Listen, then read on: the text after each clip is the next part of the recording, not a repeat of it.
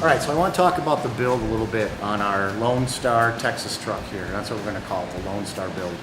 So it's got a gasser hood. The guys say this should go. Ryan actually brought up some good points. This is going to stay in the salt belt. This is just going to be nothing but trouble for the engine.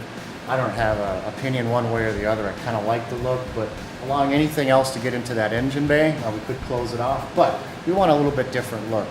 So Matthew's got a pretty specific view of what he wants to do, a vision, if you will, which is kind of new to me because I'm used to being the guy in charge of that. But Matthew's done an awesome job with our dually, for example. Came up with some really good ideas. Matthew, why don't you share with what you want to do here? Well, I want to lower the back of the truck and put some 22 by 12s on there with little street tires on it. So instead of going up, he wants to level the truck out, keep it a little bit lower to ground, kind of give it a street look, give it a super clean look. We're going to paint a lot of the items.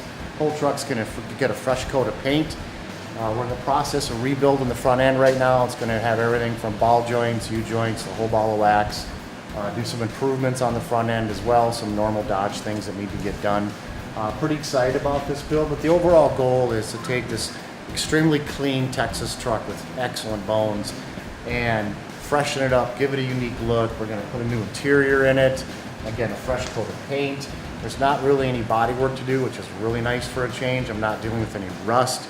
Even working on this thing is just going to be a dream. And then we're going to have this thing for sale and have some lucky person from this area have a super clean Texas truck with a lug nuts flare.